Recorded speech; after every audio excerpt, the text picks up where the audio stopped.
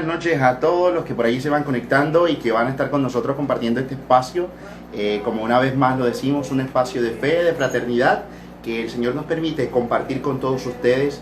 Vamos a estar junto a nuestro hermano Gabriel Robar, que ya de por ahí debe estar conectándose, y bueno, poder compartir con todos ustedes este rato, este momento de diálogo, de compartir en torno a una temática, yo creo que un poco también podríamos decirlo de alguna manera bastante discutida, por qué no decirlo, frente a nuestras realidades de salud, frente a nuestras enfermedades, frente a los síntomas, aquella realidad de somatización muchas veces. Bueno, sencillamente vamos a estar conversando con Gabriel Roar cuando nuestro cuerpo habla, cuando manifiesta ciertos tipos de enfermedades, a qué refiere, y bueno, desde el punto de vista psicológico, un poco mental también, vamos a estar compartiendo con él. Entonces en un ratico, mientras ya por ahí vamos compartiendo, escríbanos de dónde se conectan.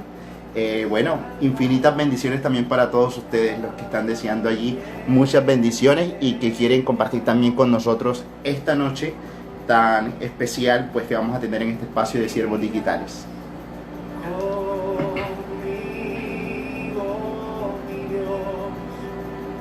Bueno, creo que por ahí ya se está conectando nuestro hermano Gabriel, y una vez más dándole la bienvenida a todos. Ahí están desde Venezuela, desde Argentina y bueno, de Buenos Aires. Un saludito a todos, de verdad, gracias por conectarse, por tener este espacio también para dialogar, para aprender, para comprender un poco, yo creo que de todas estas realidades que atienden fielmente a nuestro cuerpo, ¿verdad? Como una parte esencial también de la integralidad misma que supone el ser humano.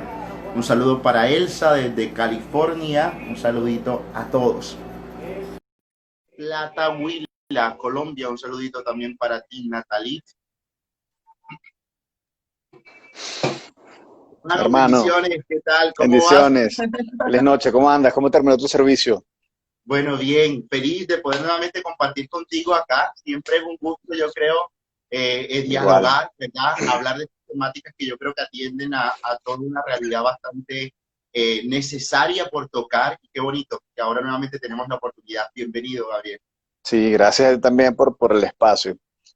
Fíjate, una de las cosas que me parecía muy importante tocar, y creo que además es un buen punto de encuentro entre lo que ambos conocemos y ambos manejamos, tiene que ver justo con esta relación entre salud y fe o enfermedad y fe, o lo podemos ver en un aspecto macro, creencias y salud o creencias y enfermedad. Hay hay un trabajo, bueno, por lo menos del que yo tuve conocimiento, en 1984, que era muy interesante con respecto, hacían un escaneo, un mapeo cerebral, para ver qué pasaba con las personas en los procesos de fe. Y se hizo específicamente con madres que además tenían a sus hijos en un proceso de cáncer. ¿Sí? Entonces ellos estaban chequeando dos cosas, el vínculo materno-filial por un lado, pero por el otro lado, ¿qué pasaba con la fe? Y resulta ser que los grandes procesos de fe, y me refiero a una madre que le dice a un oncólogo, qué pena, señor, o sea, usted no sabe lo que está diciendo, mi hijo está sano, o sea, mi hijo sí puede tener una condición, pero mi hijo se va a salvar, y el médico diciéndole, señor, perdón, su hijo está desahuciado, en 2 meses, despídase porque el niño se le va, y la madre decirle, no, señor, o sea, mi niño se queda con nosotros y punto, ¿no? Y pasar a otro médico, el mismo diagnóstico, y la madre con la misma actitud. Cuento corto, 3 diagnósticos, 5 diagnósticos, pasan los 2 meses, los tres, los cinco, el año, este, una recuperación completa y no hay indicios del cáncer. Entonces, sí, los conceptos de biodescodificación, yo sé que el cáncer es una invitación o más o menos una exigencia del inconsciente para renegociar la forma en como venimos viviendo y desde ahí entonces reinventarnos. Desde el punto de vista neurológico, sabemos que hay una excitación del hemisferio derecho, sobre todo a nivel temporal, más o menos como en esta zona, para ser más puntuales, que cuando ocurre en la madre ocurre en el hijo. Y esos procesos de fe, esa creencia muy arraigada de que el niño se va a salvar, de que sí hay esperanza, porque además siento que se nos mezclan varios conceptos, ¿no? Es fe, es creencia, es esperanza, levanta a fin de cuentas, el cáncer, si bien se puede interpretar o se entiende como un crecimiento desordenado de unas células con una formación, con una morfología diferente, también tenemos que es un proceso autoinmune. Y justamente estos grandes procesos de fe lo que han demostrado es que levantan y potencian el sistema inmune de una manera muy eficiente, ¿sí? Entonces, bueno, de ese estudio o de esos estudios que vinculan un poco con este proceso, pasan cosas muy hermosas que para muchos se traducen, si estamos en este lenguaje, como simplemente un milagro. Es decir, la ciencia no puede explicar cómo un cáncer grado 4 puede pasar a resumirse y tener una recuperación tan rápida y simplemente se deja como este espacio de milagro o como este espacio de fe. También desde el punto de vista científico se sabe que, que esta misma respuesta inmune, es decir, que nuestro sistema inmune tiene una capacidad gigantesca para sanarnos de prácticamente cualquier cosa o mantenernos a salvo de cualquier cosa, ¿no? Así Mira, es, aquí mira, alguien ya nos ofrece su testimonio. Dígame. sí nos ofrece su testimonio. Yo creo que sucede eso. Sin duda hay un espacio, ¿no? No sé desde qué punto de vista también lo dimensionas tú un poco. En efecto, yo creo que todo este estudio de estos procesos, por ejemplo, de muchos santos en la iglesia, que han sido personas ilustres, que nos dan un testimonio de vida grandiosísimo y que hacían un tipo de realidades sobrenaturales, extraordinarias, y alguna persona pidió su intercesión, pero previo a ello se hace toda una investigación detrás y gran parte también está el poder diferenciar o hasta qué punto nosotros podemos decir, bueno, esto es una intervención divina, un poco fuera, más allá del impulso, de la fuerza de que el cuerpo pueda generar todas estas sensaciones, realidades un poco sistemáticas que reactiven el sistema inmune, que lo logre autosanarse, por decirlo de alguna manera, como tú lo referías, a que sea una intervención divina sin ningún otra incitación propia de la persona. Y para un poco ir entrando en esa materia, te pido que por favor seas tú que me digas o que nos compartas cómo defines tú la fe. ¿Qué es para Bueno, ti la fe? exacto, siempre he encontrado en la fe la certeza de lo que no vemos, porque casi siempre que tendemos a relacionar como la fe es que yo quiero ver, ¿no? Entonces siempre hay Sí, detrás ver de la para fe, creer, ¿no? aparentemente, exacto, decimos creer, pero queremos confirmar. Entonces yo digo, ¿dónde está la fe Sí, cuando quieres una confirmación vital un tanto sensitiva? Yo sí. digo, no, no podríamos definirla de ese modo, sino más bien la certeza de lo que no vemos, de lo que no tenemos Sí. explicación alguna. Es más bien creer para ver. Así Creo es. primero y veo después, ¿sí? Primero, De, exacto, de, hacemos el de hecho, efecto contrario. ese concepto de hecho lo tenía Einstein. Cuando a él le preguntan sobre la fe, él les dice, pero volteen y vean, o sea, que en el mundo hay un milagro, o sea, hay milagros todos los días, desde el hecho de que salga el sol a todo lo que ocurre en la naturaleza. Entonces dice, el que no tiene fe simplemente no ve los milagros y los cuestiona. El que tiene fe, por el contrario, los reconoce cotidianamente. Yo coincido en esa definición de la certeza de lo invisible y justamente en eso yo creo que es donde se encuentran, y también como lo planteaba Einstein, este elemento de hasta qué punto es intervención divina o hasta qué punto es un sistema inmune actuando, protegiéndonos de una enfermedad, llámese la patología que sea, no tiene por qué ser limitado solamente a un proceso de cáncer, también puede ser, eh, creo yo, vinculado a un proceso depresivo, que es una enfermedad muy silente y que hace muchísimo daño y que la gente no la gente como que la cuestiona mucho y no cree que sea tan real, y las personas que pasan por una depresión saben lo real y lo fuerte que es una depresión, y cómo hay justamente depresiones, adicciones o muchos testimonios de personas que gracias a estos procesos de fe, gracias a creer en algo invisible, llámese Dios o llámese simplemente el hecho de pensar que pudieran, o sea, que pueden salvarse. Y ahí yo creo que entra también el tema que es desde el punto de vista, desde cómo yo manejo el mundo, desde cómo yo lo veo, que tiene que ver con las creencias y particularmente la creencia de merecimiento, ¿sí?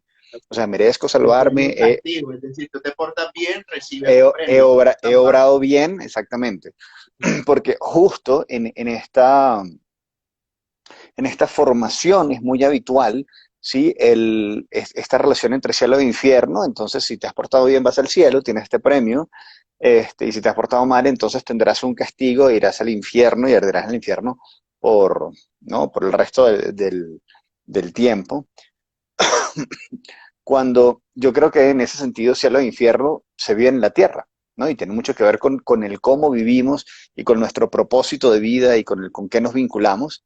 Y de nuevo sigue siendo este tema de la certeza de esto intangible, ¿no? Exacto. Ah, bueno, precisando un poco, ¿verdad? Que desde la fe también católica tiene muy bien definido el hecho de que tú lo hablabas ahorita, lo que es intangible, lo que no logramos nosotros percibir, lograr de pronto definir el cielo y el infierno más allá de lugares como estados. Juan Pablo II lo decía así, son estados de verdad donde el alma que trasciende, que es una parte sin duda alguna de esta integralidad del cuerpo, es separada y es llevada a esas postrimerías, a esas realidades que no sabemos y que por fe nosotros pues tropezamos y creemos, existe el cielo, existe el infierno. Yo diría también, además que un poco más queriendo definir dentro de un estado de recompensa, pues también aludimos a la misericordia de Dios, ¿verdad? Aludimos Uh a -huh. que tenemos una fe bien definida, confiada en el Señor, y que aún a pesar de haber obrado mal, siempre el hombre se vuelva hacia Dios, se arrepiente, pues recibe una gracia que es el perdón y la salvación, que es lo que Cristo Jesús ha querido de pronto definir también. En esa salvación, te pregunto tu criterio, ¿el que peca y reza empata? Yo digo, no es aplicable en la Porque puede realidad ser una fórmula vista, muy sencilla, exacto. ¿no? O sea, vivo pecando toda mi vida y me arrepiento a última hora y voy al cielo y la pasé Sí, o pues no, muy puede bien. haber mucha gente que incluso vive el catolicismo así y dice, todo el fin de semana rumbeo, bebo, hago de todas cosas, Y voy el el domingo lunes, voy a me misa. confieso y estoy libre. Pero resulta que la fórmula no funciona tan así. Debe existir un Uh -huh. verdadero arrepentimiento, una enmienda y una búsqueda de querer salir. Tú allí no estás haciendo nada, simplemente estás diciendo, bórrame los pecados, pero no hay conciencia real de arrepentimiento, que tiene que ser uno de los pasos dispuestos dentro del hombre para que se pueda disponer tal gracia que nosotros pedimos o adquirimos. Claro, Yo tiene que concuerdo haber con Wanda. arrepentimiento y no aplica solo a aquellas personas que son ritualistas. Yo creo Ok, que, por ejemplo, hay una diferencia muy grande, y te pido tu opinión al respecto, entre la persona ritualista y la persona de fe. O sea, una persona de fe, por ejemplo, siente que está acompañado de Dios, independientemente, o sea, puede estar en el medio de la nada y él sabe que está acompañado. El ritualista solo siente que puede estar con Dios o solo siente que tiene la gracia divina cuando finalmente va a la iglesia y se encuentra con una persona como tú que le dice, pues sí, o sea la gracia de Dios está contigo, ¿no? Pero necesita el ritual. Yo creo que ahí no hay fe, porque ahí no crees en tu poder del contacto divino, sino que simplemente lo cuestionas y crees que solamente en esa, salvando, con todo el respeto lo digo, ¿no? Pero que en esa casa de 4 paredes con una cruz en el techo es donde te puedes conectar. Sí, es como que no tiene señal divina en ningún otro lado. dale, mira que yo creo que Jesús viene a reestructurarle y a darle una óptica muy distinta. Cuando se encuentra con la mujer samaritana, aquel pasaje, la mujer le dice incluso a Jesús, que le está diciendo, ¿dónde adoramos de verdad a Dios? Hay que ir a Jerusalén, hay que ir al templo. Dice, los verdaderos adoradores lo adorarán en espíritu y en verdad. Es cierto que el templo, sin duda, tú tienes una identidad, ¿verdad? Hay un referido muy importante que yo descubro en cuando te identifica, creas unos ideales, unas costumbres, un ritual, como tú lo hablabas ahorita dentro de ese proceso de ritualidad, pero que no puede simplemente encasillarse. Mira la situación ahora. Todos estamos adorando a Dios, como lo diría Jesús, en espíritu y en verdad, desde nuestras casas, desde nuestras propias realidades, aún a pesar de que hay un reconocimiento meritorio que como católicos consideramos que la presencia divina de Jesús se encuentra en el templo a través de la Eucaristía como parte ritual, pues esencial y necesario. Yo digo que asimismo igual pasan todas las religiones, que sin duda, aún a pesar de que existe el congregarse, el ir a un lugar, el poder determinar, yo creo que algunos espacios para compartir la fe, crecer en ella, no te hace exento o exclusivo de ese Uh -huh. acontecimiento, ¿verdad? Entonces yo creo que uno va creciendo en la fe y tú lo decías ahorita, Jesús lo que viene a denunciar muchas veces de la actitud de los fariseos, de la actitud de los escribas, era el asumir la ley, la ritualidad, más allá de las acciones caritativas y devueltas a la humanidad. Entonces, aplico un poco lo que tú decías respecto a cuanto también como seres humanos yo creo que estamos inmersos en una cultura y la cultura supone también una cierta ritualidad o costumbre. Sí, sí, sí, sí.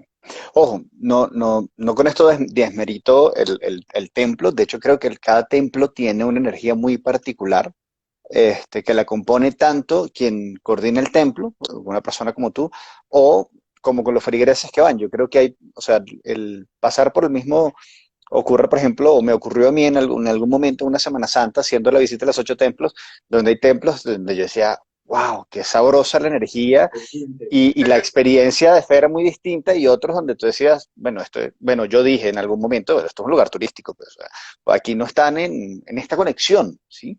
Yo siento que cada templo y que a su vez cada párroco este, tiene una vinculación diferente con sus feligreses y eso se nota, ¿no? Y creo que eso además se transmuta. Hay otras, vuelvo, vuelvo a pegar el salto a la ciencia, ¿no? Hay otros componentes donde podemos comprobar como toda esa energía, es decir, lo vuelvo a la referencia anterior. Cuando se reúne un montón de gente de fe, eso se siente. Cuando se Totalmente. reúne un montón de gente que va a simplemente a calentar la banca, eso también se siente. Es como este vacío de energía, de conexión, o por lo menos es la impresión que yo he tenido y, y hablo de lugares muy distintos en el mundo. O sea, estoy hablando desde una experiencia que tuve en algún momento, no sé, en Inglaterra, como en Egipto, como en distintos lugares en Latinoamérica, que he sentido unos espacios de conexión hermosos y otros donde digo, pues sí, esto es una linda arquitectura, pero en toda esta conexión me queda más en esta sensación comercial, en todo caso, bueno, en algunos casos en España me pasó.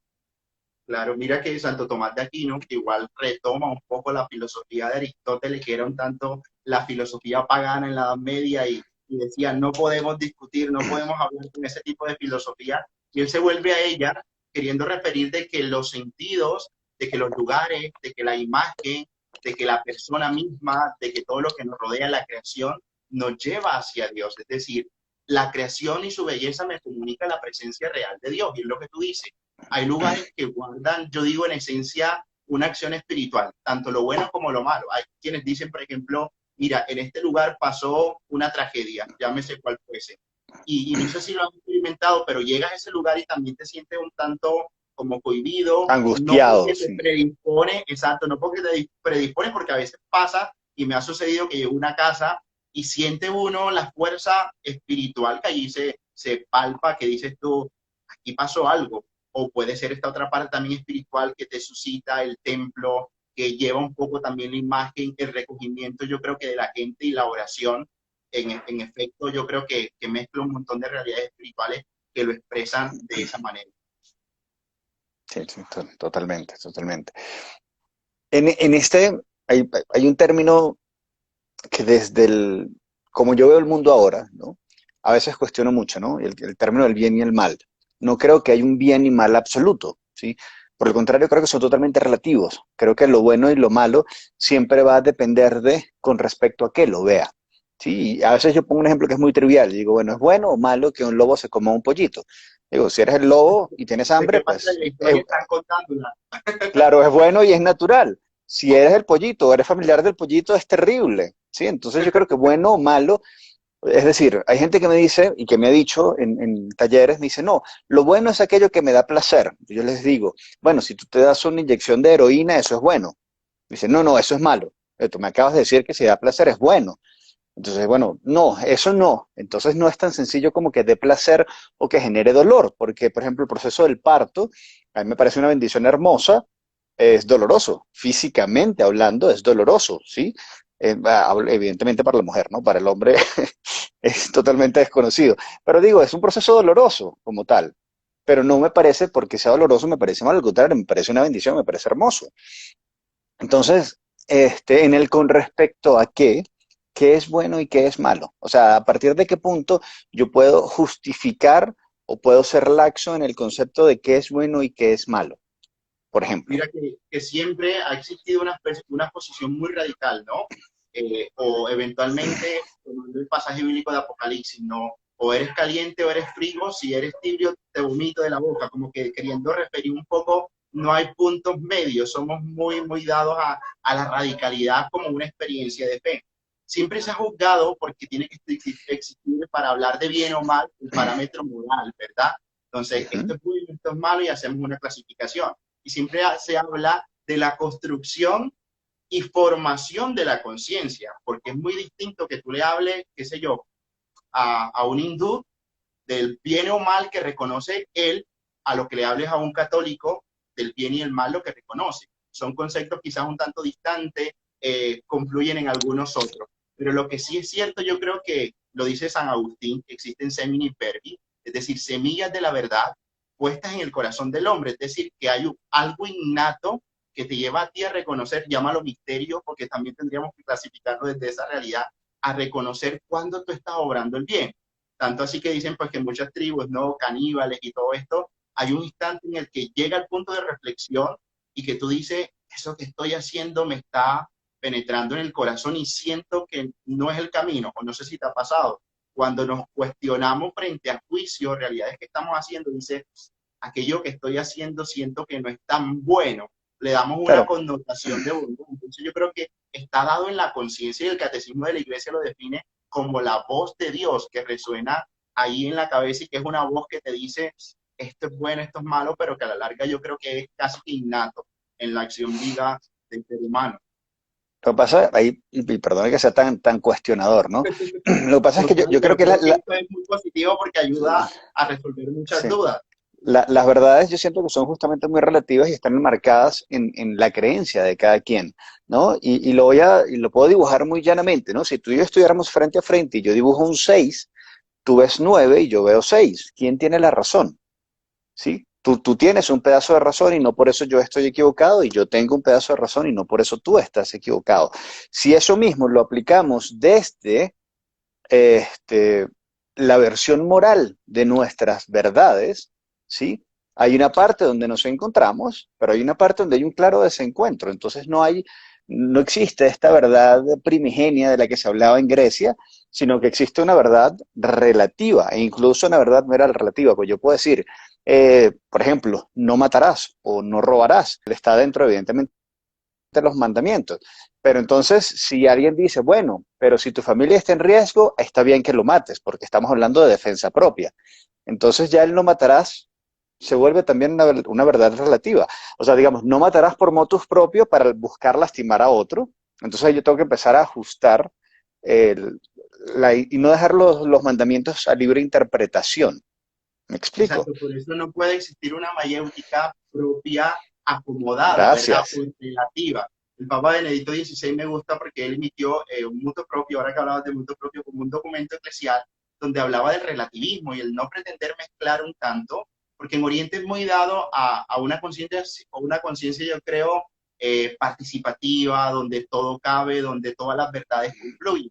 Pero ya Gina lo dice por acá, que es Sanando con tu amor, dice la verdad Mm. absoluta. Bueno, para los cristianos católicos, desde nuestra posición es Jesús.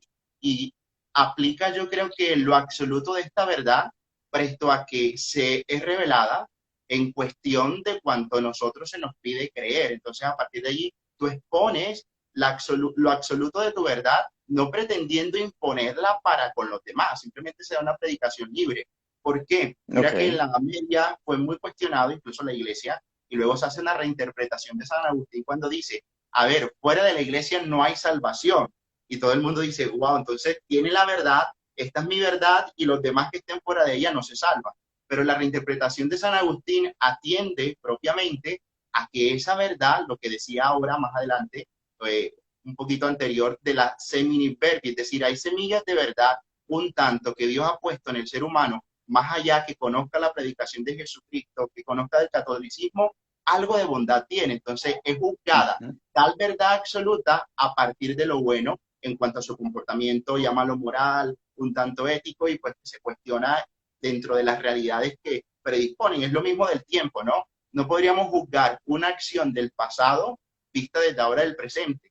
La esclavitud, la Inquisición incluso, como acontecimientos así extraordinarios que a veces son cuestionables a partir de este tiempo aquí, pero que dentro del pasado pues suponen un montón de realidades que también toca reevaluar y pensarlo desde el acto propio que se emitía. Sí, sí. En parte por eso es que creo que que digo que no hay una mayéutica que me diga exactamente esto es una verdad inamovible y en consecuencia yo puedo establecer una línea moral, ¿no? Pasado el ejemplo que tú decías, lo mismo que pasaba en la esclavitud. O sea, denigrar a otra persona simplemente por su color de piel, hoy a mí me parece absurdo y desde como yo fui criado, me parece una locura. Y me sigue pareciendo absurdo que, por ejemplo, el ser humano hoy no sepa mantener un respeto a las diferencias, ya sea diferencia de color, diferencia de pasaporte, diferencia de fe. O sea, ¿por qué la fe de unos tiene que ser más importante que la fe de otros? ¿No? Y de ahí llegar a lo que me parece lo opuesto a la fe, que es una guerra santa. O sea, con la excusa de la guerra santa ha Sí, habido unos el terribles momento de la masacres. pelea. Claro, pero es que yo puedo decir, hermano, yo no estoy de acuerdo con tu opinión, tú me dices no estoy de acuerdo con la tuya, pero no por eso tengo que salir a atacarte y mucho menos a buscar matarte, que además uno puede agarrar el Corán, el Torá, cualquier libro y el ninguno matar es correcto. O sea, de Sí, hecho, está hay dentro gente que de todos los hay parámetros morales religiosos. por eso, o sea, en ningún proceso de fe matar es correcto. Y, y los que aplican dentro del Corán la tergiversación de la Guerra Santa no deja de ser una tergiversación. Uno agarra el Corán y eso no está. Nadie dice salga a matar a a su vecino porque tiene una fe distinta a la suya. Eso no existe. Y por eso a mí me parece tan terrible que en nombre de la fe se cometan atrocidades, porque yo creo que es básicamente una perversión humana enmascarada como en una realidad divina o pretendiendo justificar una realidad divina. ¿Sí? Siempre, Insisto, yo, exacto. Es como una condición propiamente de la acción revelada. Yo siempre en estos días estaba hablando con una persona, me decía, bueno, explíqueme por qué este acontecimiento aquí, por qué Dios no vino, reveló la verdad así de un solo tramo y golpeó. Ya sabemos nosotros que ni la esclavitud, ni el morir, ni todos estos acontecimientos propiamente son identificados como buenos durante el tiempo o algunas realidades que fueron cambiando. Yo digo, la revelación ha transcurrido desde tiempos memorables, ha avanzado, ha permanecido digámoslo así, una parte fundamental de ello, un tanto dogmática, podríamos hablarlo dentro de la iglesia, pero que al mismo tiempo crece, se enriquece y logra una plenitud mayor de tal revelación. Por acá decían, bueno, por eso los parámetros quizás dentro de la verdad de la fe que profesamos nosotros está basado en la palabra de Dios, porque es una acción revelada, ¿verdad? Entonces allí viene un poco el que a partir de lo que yo creo, propiamente asumo una posición radical frente a la fe y frente a la consideración, lo que tú decías, sin intención alguna de desmeritar, discriminar un poco, humillar o decir, tú no estás en la verdad, yo sí estoy en la verdad, claro, porque no conozco su historia de salvación y cada uno tiene que explorar un poco sus realidades para poder decir, bueno, está caminando, va en este proceso, va en este punto y cada uno lleva también un proceso por vivir o acompañar, yo diría, sí. desde mi Me, punto me- de me- vista. me gusta mucho eso que acabas de decir, ¿no? Que es muy fácil emitir un juicio, sobre todo desde la ignorancia del proceso del otro. Sí, al final de cuentas, ¿qué es un juicio? El juicio es una opinión personal cargada de valor, más nunca va a ser la realidad del otro, es simplemente mi visión de ese pedacito de historia que yo compartí con este ser humano, ¿no? De ahí yo también, por eso es que yo creo que yo invito tanto en cada oportunidad que tengo el respeto a las diferencias, sea la que sea la diferencia. O sea, yo puedo pensar, sentir diferente al otro y eso es legítimo. E incluso en el tema de hoy, tener una fe diferente al otro. Y eso es legítimo.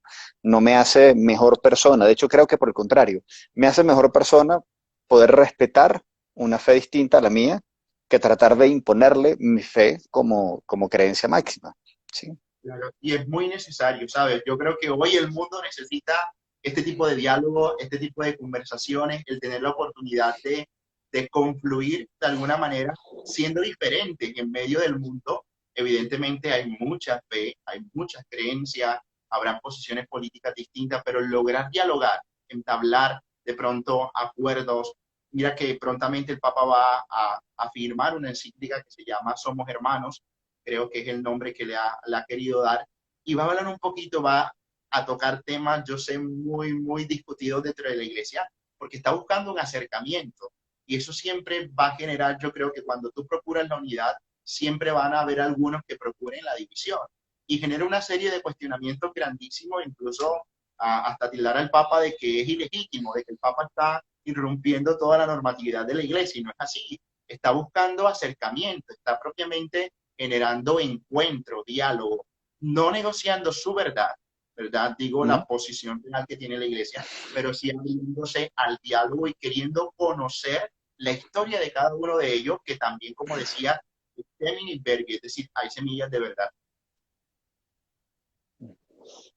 ¿Cómo es tú o qué testimonio nos puedes compartir de alguien que ha sanado desde la fe o simplemente Mira, yo desde este creo, obrar divino? aplicaba la que te empezaba preguntando ahorita en el live, ¿por qué? Porque es que se hizo la investigación, hay una médica cartagenera que su mamá era la que estaba orando por ella.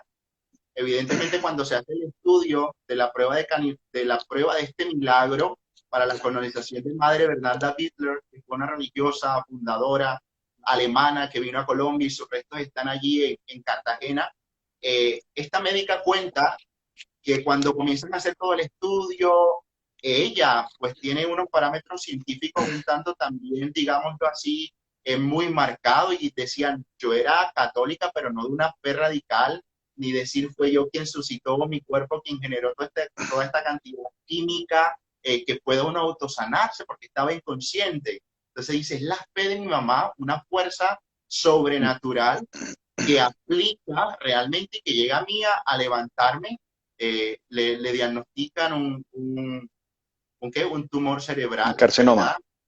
Exacto, comienza, cae de un día a otro en cuidados intensivos y al siguiente día se levanta, así algo extraordinario. Creo que tuvo un momento de encuentro muy, muy profundo con Dios que ella no logra explicar, y encuentra la estampita de su mamá que la habían puesto, creo que en las vendas, algo así.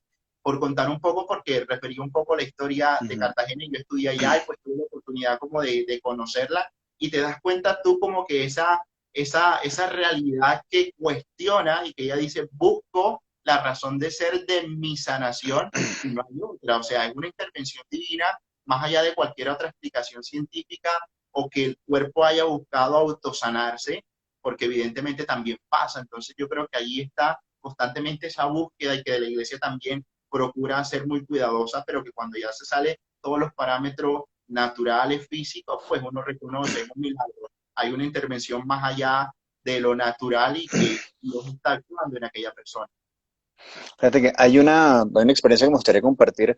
Existía, lamentablemente ya no funciona, en China, en Shanghai, un hospital que se llamaba The Medicineless Hospital, el hospital sin medicina.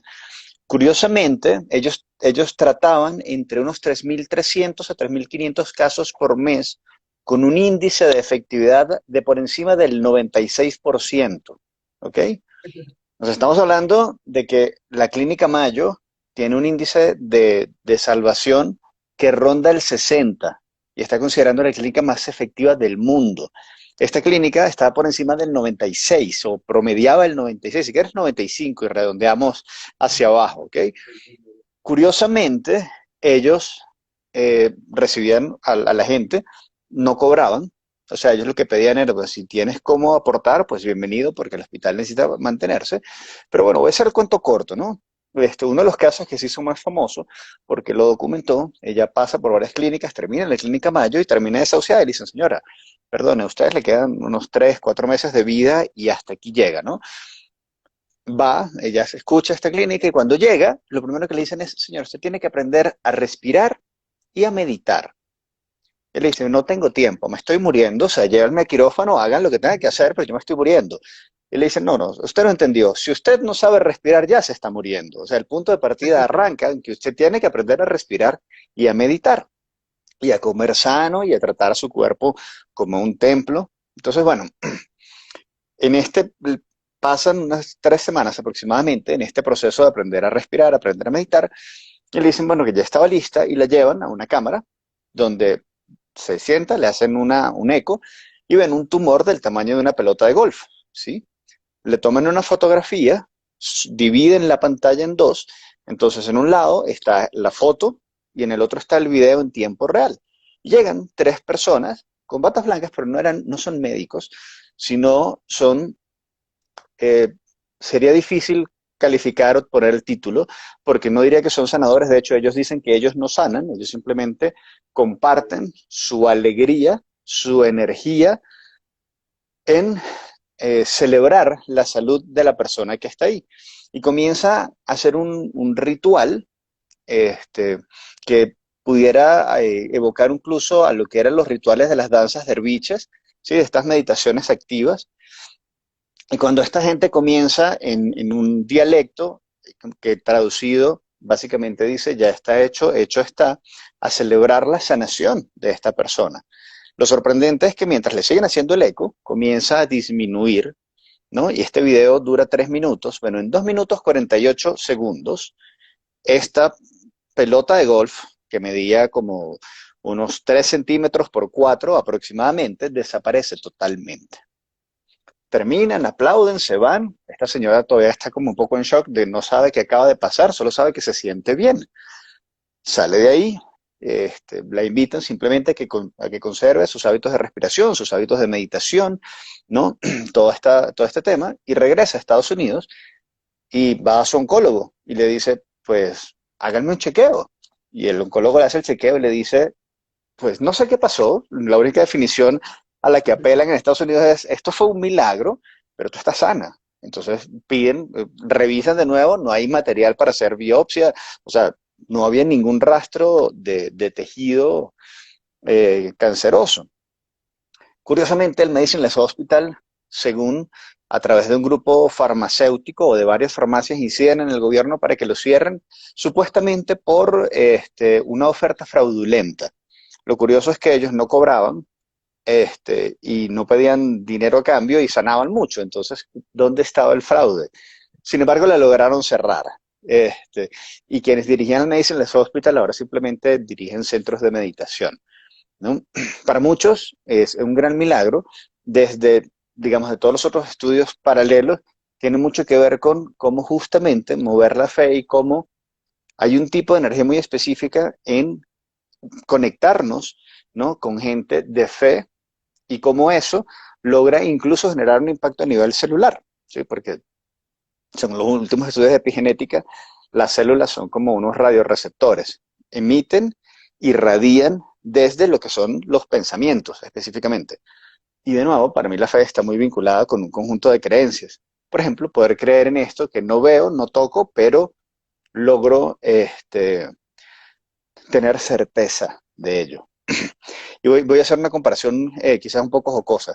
Se ve muy fácil cuando uno ve uno de estos cómics chinos donde el protagonista recibe palo durante todo el cómic y faltando 15 segundos para que termine el cómic, él finalmente se conecta con su chi o con su ki, es decir, finalmente se conecta con su fe real y logra despertar todo su potencial. Pero hasta que eso no ocurra en esos términos, pues vas a seguir llevando mucho palo. O sea, vas a seguir llevando, llámele palo, castigo, enfermedad, penuria, no sé. Pero yo creo que la fe funciona así. La fe no es simplemente repetir un dogma, sino es creer en la palabra, que va mucho más allá de simplemente saber una frase o repetirla. Es conectarte con el sentido de eso que estás diciendo. En efecto, yo diría que, bueno, en esencia, cuando tú has encontrado, has descubierto, hay un santo que a mí me parece fascinante, francés, se llama Carlos de Foucault, y él logra ir al desierto y dejarlo pues todo, ¿no? La historia de aquella renuncia, de un encuentro verdadero, de buscar el verdadero sentido real de su vida, que yo creo que es un encuentro muy, muy, muy específico, muy real. Y a lo largo de su vida él dice, lograr encontrarnos con Jesús te va a llevar a la plenitud real, absoluta de la felicidad, que es amarlo. O sea, yo creo que lo que mueve realmente la fe es el amor. Y ahí vamos entonces que sí, podríamos nosotros resumir, hay algo absoluto. Lo absoluto de la verdad es el amor que Dios ha querido revelar al mundo y que a nosotros tanto nos cuesta. ¿Por qué? Porque llámalo animales, llámalo primates, llámalo un tanto el acontecimiento mismo de toda la humanidad que se mueve alrededor del querer amar. Y el amar busca detrás de ello, yo creo que algo muy, muy importante. Yo también podría comparación en San Giovanni Rotondo, que ha sido algo documentado con un montón de casos y muchas realidades, pues no sé si conocen la vida de Padre Pío de Pietrelcina, que es un santo franciscano, un sacerdote que recibió los estigmas de Jesucristo, ¿verdad? Y ante estos hechos sobrenaturales, cuestionados porque la iglesia lo persiguió muchísimo en el sentido de la investigación, el tipo tiene algo mental, está haciendo algún tipo de ritual o él mismo se lacera. O sea, hubo mucha investigación detrás del caso de Padre Pío para determinar que hay una fuerza divina total, absoluta, que pretende más allá de lo que uno quiera. Hay algo que me gusta mucho porque el médico de Padre Pío le dice, eso que de los estigmas fue porque usted se le metió en la mente y lo quería y lo suscitó y se estigmatizó. Y Padre Pío le responde de una manera jocosa y le dice, a ver, si usted dice que quiere tener otra nariz, ¿será que le sale otra nariz? Y son muchas veces como que un cuestionamiento un tanto tonto, pero que yo creo que está cargado de tanta realidad y que sobreabunda. Tú decías ahorita, por ejemplo, yo creo que la oración en la vida cristiana, en los católicos, nosotros podemos entender y comprender que la oración nos levanta ese super saiyajin, así como Goku la caricatura, y nos hace más fuerte en las situaciones más adversas. Créeme, yo he tenido situaciones en las cuales decía, no, de aquí ya no doy más o no tengo mucha más fuerza. Pero viene el momento de la oración, que tú lo decías, un contacto profundo, y llámalo tú, pues que el rosario, por ejemplo, sí se repite en muchas oraciones, pero que en esencia está impregnado de una fuerza espiritual de intimidad. Habrá quien lo hace solo repetidera, repetidera de la repetidera, pero habrá quien lo hace dentro de la intimidad y se convierte en una fe inquebrantable, capaz de vencer. Padre Pío lo decía, es un arma poderosísima para vencer muchos obstáculos y situaciones de la vida cargadas de esa espiritualidad. Fíjate que de los conceptos de epigenética, ¿sí? Así como está el efecto placebo, que todo el mundo lo conoce como, bueno, me tomo esta pastillita de azúcar, pero si yo creo que es tal medicina, tengo este reflejo orgánico. Bueno, el efecto placebo tiene el hermano gemelo antagónico, que es el efecto nocebo, ¿no? Yo no sé hasta qué punto los estigmas, ¿no? Que son justamente esta introyección de lo que fueron las laceraciones y las heridas de Jesucristo, no puede ser igual un efecto nocebo, porque si bien el efecto nocebo no cambia la morfología, es decir, no puede hacer que te cambie otra nariz simplemente pensando, sí puede, y hay estudios que lo demuestran, sí puede manifestar una serie de nociones, una serie de lesiones, perdón, ¿no? Basado en las creencias. Y por eso yo creo que la fe está tan arraigada a las creencias, tanto para bien, efecto placebo, es decir, tanto para sanar como para enfermarnos. Creo que la persona que dentro de su fe sienta que ha obrado mal y que no ha tenido un castigo acorde, pues se encargará de alguna manera autoflagelarse o autocastigarse si no logra entender que, pues justamente, que el camino del amor, en todo caso, es el camino del perdón. Y antes de esperar el perdón del otro, tenemos que aprender a perdonarnos nosotros.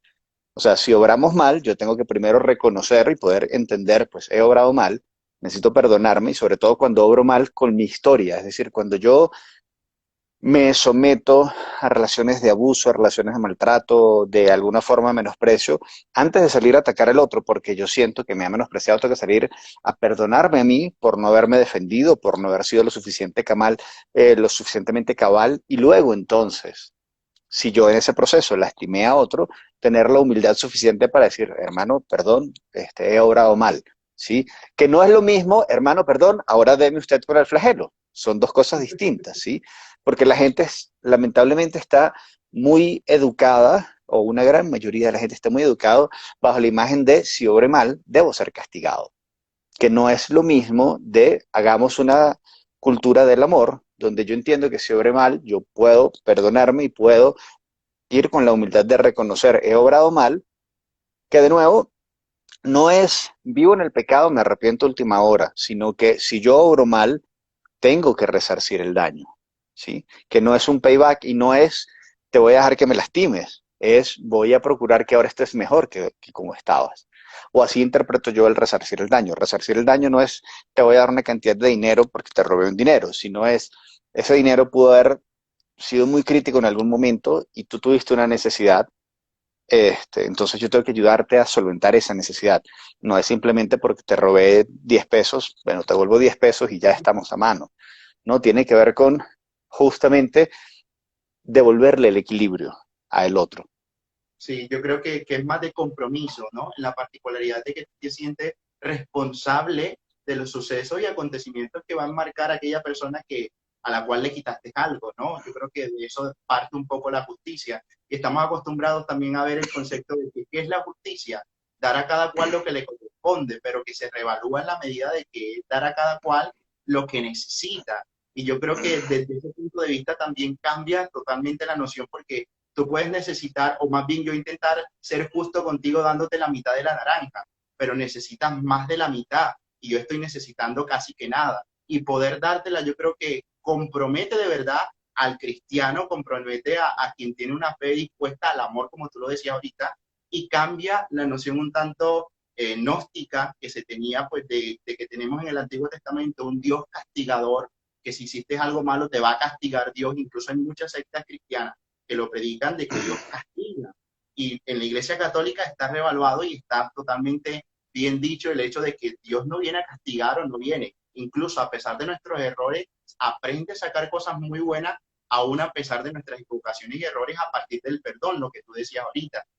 Hablando un poquito, me llamó mucho la atención que tú decías esta cuestión de, bueno, de la oración que suscita. No sé si el año pasado salió toda una nota, creo que era la Universidad de Oxford, que decía los que van a Eucaristía, bueno, fue una investigación que ellos hacen, me imagino, alrededor con todo el rigor científico, los que van a Eucaristía tienen una vida más saludable que a un grupo que regularmente no asiste a Eucaristía. Yo creo que allí demanda esa fuerza espiritual, pues que hemos venido hablando ahorita y que sin duda la fe yo creo que compromete un poco y da ese rigor bien, bien fuerte para continuar en el camino. Hay otra parte, es que yo digo, por eso la verdad y la iglesia ha ido, digamos, lo que aprendiendo a discernir e ir creciendo un poco en el desarrollo mismo de la revelación, ¿no? Cuando hablo de revelación, hablo de la misma palabra que está consignada, que está puesta por escrito, pero que ha ido evolucionando. Y cuando hablo de evolución, me refiero a una verdadera interpretación más clara, más plena de ella. Y me gusta porque, por ejemplo, hablar de la maceración en la Edad Media era permitido y hablar de que podría flagelarte era bien visto porque estaba flagelando el cuerpo y tiene toda una noción espiritual en aquel momento vista como bien. Luego Juan Pablo II, retomando la teología de Santo Tomás de Aquino, reevalúa, hablando de la integralidad del hombre y que el cuerpo también tiene un aspecto divino positivo y que no podríamos nosotros más antes también tenemos que cuidarlo y tenemos que procurar una vida saludable, de ejercicio, de buenos hábitos, porque hace parte de esa integralidad. Entonces ya me parece que es muy, muy provechosa el aporte que decías ahorita. Gabriel, antes que se nos acabe el tiempo, Sí. porque yo quería preguntarte con todo esto que estamos Dime. viviendo, ¿qué tan fuerte es el miedo? Por ejemplo, decir el COVID-19 todo el tiempo, las noticias, ¿de qué manera se predispone nuestro cuerpo, verdad, ante el miedo? Y si hay más riesgo de contraer una enfermedad o mi sistema inmune baja ante la angustia, ante el temor. Sí, ya te respondo. Víctor, gracias por la pregunta. Sí, estoy bien. Solo que me gusta poder justamente compartir con gente inteligente para nutrirme, porque creo que justamente es la manera de poder aprender, ¿no? De puntos de vista diferentes. Pero gracias por la pregunta. Fíjate, lo que ocurre con el miedo es lo siguiente, ¿sí? Yo me alimento de un montón de noticias y me generan el miedo. El tema es que el miedo en el cuerpo activa, ¿sí? Una cascada bioquímica muy específica. Las suprarrenales secretan adrenalina, ¿para qué? Para que yo bombee más sangre, active todos mis músculos y tome dos acciones. Circuito de la huida y salga corriendo, es decir, ponga a distancia de la amenaza, o circuito del ataque, si yo siento que la amenaza me alcanzó, entonces yo tengo que atacar, circuito de la rabia, ¿sí? Huir o atacar son mis acciones. El problema es que cuando hay miedo, cuando hay mucho miedo, se secreta cortisol. El cortisol lo que hace es metabolizar todo el azúcar, digamos, toda la energía que tengo y mandársela al músculo. El problema es que cuando yo tengo miedo a algo que no conozco, algo que no puedo ver, como puede ser un virus, y no sé cómo me va a atacar, si yo no tomo acciones para protegerme, ¿sí? Si yo no desinfecto, me lavo las manos, me pongo el tapabocas, si no tomo una serie de acciones puntuales que me protegen, es decir, que me permiten atacar esa situación, llámese COVID, pero si estoy hablando de una situación general, si una persona se queda, ¿no? Como regurgitando miedo, Ese cortisol elevado es como que el cuerpo dice, yo voy a atacar a alguien. Si yo no ataco el miedo, pues ataco a la persona. Entonces el cortisol elevado, la hipercortisolemia, genera una depresión del sistema inmune. Y está comprobado que un pensamiento negativo puede llegar a deprimir el sistema inmune hasta por un rango de 8 horas. ¿Sí? Entonces imagínate las personas que se quedan todo el día durante su proceso consciente, 12 horas pensando, es que el COVID, es que me va a pasar, no sé qué. Este, y ocurre todo esto del miedo, ¿no? Y que me quedo con todo este concepto del miedo consciente, entonces no tomo acciones, mi sistema inmune se deprime. ¿Sí? Ese es el problema real con el COVID. Detrás del COVID como emoción base, lo que vamos a encontrar es una tristeza, es gente que se siente de alguna manera ahogada, es gente que se siente triste, porque no ha logrado asumir, porque no ha logrado hacer otras cosas. Si chequeamos un poco los datos que tiene la OMS, vamos a encontrar que una gran mayoría de las personas que han sido diagnosticadas con COVID han sido sintomáticas, estamos hablando más del 60%. Es decir, ser portador del virus no quiere decir padecer el virus. Sí, son dos cosas totalmente distintas. ¿Y quién es el asintomático? El que se queda conectado en yo puedo tomar acciones. Y de nuevo, para retomarlo, vincularlo con el tema de hoy, creo que así funciona la fe. Creo que la fe siempre te deja conectado en que puedes obrar y puedes hacer algo, ¿sí? En que valga la frase del lugar común, en que no todo está perdido, ¿sí? Entonces, aquí me dicen, ¿cómo disminuir el miedo? El miedo se disminuye con una toma de acciones. La pregunta no es qué puede hacer el miedo por mí o en mi contra, sino la pregunta es qué acciones puedo yo tomar para poner distancia al miedo o para atacar a eso que me resulta amenazador. Y siempre que yo tome acciones, mi sistema inmune va a dispararse hacia arriba y me va a proteger, pero yo tengo que de nuevo conectarme con mi creencia y mi acción. Sí, mira que hay una frase de Padre Pío, bueno, creo que es de Padre Pío también que la refieren un poco esto de las acciones concretas, y él dice, hacer como si todo dependiera de mí, pero también dejar a la providencia de Dios como si todo dependiera de él. Yo creo, Gabriel, que ha sido Sí, fascinante, totalmente. que hemos Divino, crecido gracias. muchísimo, siempre es un gusto, bueno, hablar, yo creo que tiene que repetirse, porque concluir, Cuando cuestionar, gustes. yo creo que renovar un poco, ¿verdad? Todos estos cuestionamientos nos hacen crecer y aprender, sin duda, aprender mucho y también solucionar esos interrogantes que tantas veces nos hacemos, pero que mucha gente quizás también desvaría o no tiene un poco de acciones concretas, como tú lo referías, frente a su fe, porque tenemos que ser, Ujú. creo que llevar la fe a lo concreto, al actuar, a lograr de alguna manera, A Gabriel. lograr, exactamente. Yo creo que la fe se vuelve sanadora cuando la transforma en acciones, justamente, coincido con eso. Padre, gracias por el tiempo y a los que nos acompañaron, gracias por leernos y por acompañarnos y por estar aquí con nosotros. Yo creo que se Un tiene que abrazo y repetir, así bendiciones.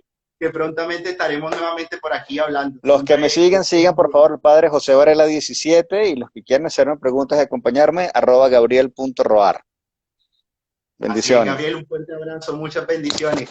Chao. Chao, Feliz chao. noche a todos.